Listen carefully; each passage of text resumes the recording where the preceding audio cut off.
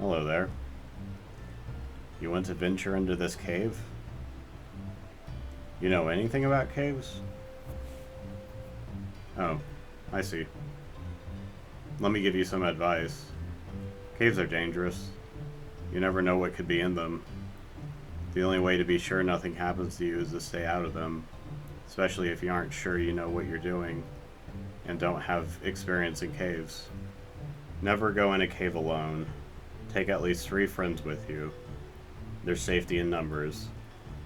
One of you might get hurt. Someone needs to stay with them while others go get help.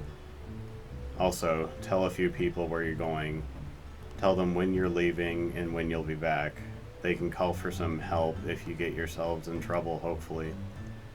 Don't go in if weather is bad. Caves can flood quickly.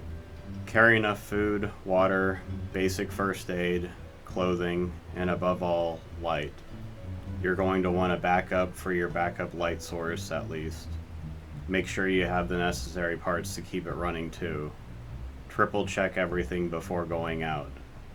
Dress in good clothing and take layers so you don't get too hot or cold.